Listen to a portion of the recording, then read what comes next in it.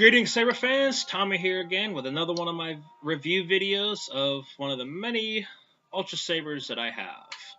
So, here we are, and today's lightsaber review is on my Aeon LE V4.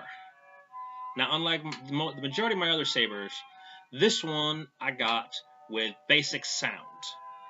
I figured at this point, I want to go ahead and up the quality of my saber a little bit more, add a little bit more effect. So this time around, I went and I got sound with my lightsaber. So this one was not a grab bag like the first two that I had gotten. This was my third and fourth. I also have the exact equivalent, the Dominic's, in the dark version, because I use them to make up my staff. So you have the same style hilt, just with a different color scheme. I have the Dominic's LE. There'll be a review video on that one also down the road. So be sure to look out for that, as well as any of the other videos that I have posted and online. So I got this. I wanted the LE because I wanted that extra the flare with having the gold inside all the grooves.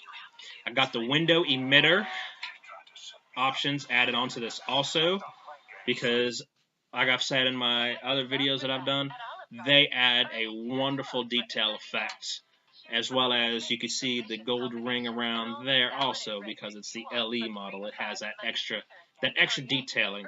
The standard models are just silver the entire way throughout. You don't have that extra color detail for that two-tone bit there. Now, this one here I got one of them with the cover tech installed from Ultrasabers. I went ahead and a little later on down the road, I went and I got another cover tech ring and clip for my other saber. That way I can actually wear them both on my belt when I'm at an event or performing with them. So they were very easy to install. Drilled it out, tapped in threads, installed it, screwed it right in. Easy to do on your own. You don't have to worry about having to get it from Ultrasabers with it on there. It is something that with basic tools, you can easily do that on your own. So, single retention screw for the blade holder on the back side of the button. I got the non-limited AV switches because I like them a little bit better than the guarded switch. They're more low profile, smoother on the hand. That way I can actually hold my hand over that button and not have to worry about the ring on the guarded switch sticking out a little bit extra into my hand. So for these, I went and I got the anti-vandal switch, optional upgrade. But if you're going to want to really get a showcase piece, I think the anti-vandal switches are the way to go. Low profile, they fit the hilts a lot better, a lot easier in the hand too, and activation on them is just as easy. So as you can see and tell by listening, it's got the sound on there, and now this time, unlike any of the other color sabers I have, this I got in the Adegan silver. It's a nice white blade, or a silver blade look, depending on how you exactly want to feel for it. But I got the white because I wanted to be able to have the flexibility of adjusting the color as I saw fit, using colored lenses and filter discs.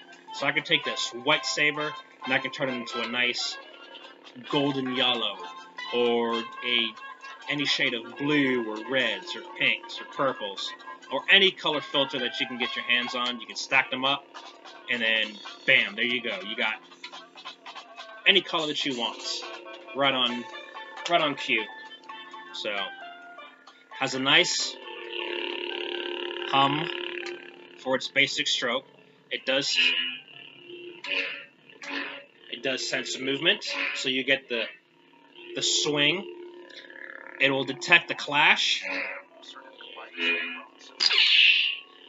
The other option, as you just saw there, is I got the flash on clash. Now I am particularly fond. I do like how they have their flash on clash. It is not a deep pause. It is nice quick flash on the impact. So that is good. I've seen others that have their flash on clash. It has a pause. It goes blank, then it picks up the color again, then it goes back to its other color. It's too slow. This, I like the speed of it. It's got that good clash sound on it. And also, if you just press the button momentarily, you get that flash effect as well as that binding clash sound. So it's great to simulate if you're receiving force lightning. That's a great way to simulate that. Or if you have two sabers that are blade on blade, it's just a quick, simple press and press again. Quick presses activates the binding flash feature. Turning on and off, it is a long press. So, let's try it again. There we go. It's a long 2-second press. That's what'll turn your blade off. So, sound. Got the silver blade. Had this one not quite a year yet. Maybe a little later on this summer, it'll be about a year for me that I've actually had this. Or maybe in a couple months. Actually, yeah. Another month or two, it'll be a year that I've had this saber. This is what I use for all of my actual fighting performances, especially if I'm using my staff for my performance. So I got the matching colors, matching hilts, the quick disconnect coupler, which I also did a review video on. You can see that for yourselves if you want to look that up. And I actually will carry this when I'm out and about at my Ren fairs. So the character I have designed is a bit of a interesting fellow, bit of a rogue Scottish Highlander type that carries a lightsaber on their belt for some unknown reason. Who knows? You know. But it adds a nice accent touch to my kit. And even though this and my other saber, that's the opposite of this, they've been dropped and fallen on the ground off my belt. I've set wrong and they've knocked right off of the belt.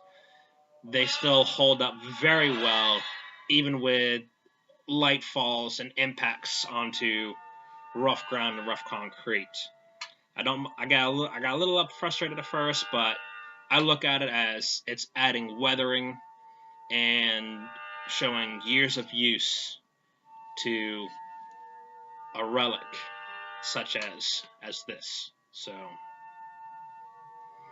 very happy with it. It's the ones I use the most often, and they've been just great for me. The only issue that I do have at times is with these ones, these battery packs, unlike the ones that are basic stunt sabers, have no sound. These ones do get a little bit touchier holding onto the batteries. There's a lot of times where I'll have to make sure that I have it wrapped up just right. That way, because if the end pops out just that little bit, you'll get the disconnect with the obsidian disconnect sound effect that happens. So dueling with combat, these things are knocking against each other. If the battery gets just that touch loose, it'll kill the light, kill the sound, and you'll hear obsidian. So slight disappointment on that feature there. I would have liked to have a much tighter and nicer fit, such as it can be found with the other battery packs that you find in the basic stunt sabers with no sound. So, but knowing that, you know how that you can avoid that happening. So, it just takes a little bit extra legwork, but you can make it work. That way, you don't have to worry about your saber turning off mid-fight, and now all of a sudden you're fighting with a saber staff that has one lit and one not lit. A little bit of a buzzkill if that does happen to you and you're caught unaware. But knowing what to do, knowing how to prevent that can help you go a long way in avoiding that possibility. So, again, there we are. The Aeon LEV4 with basic sound in the Adegan silver color. Thanks for watching, enjoy, and happy sabering.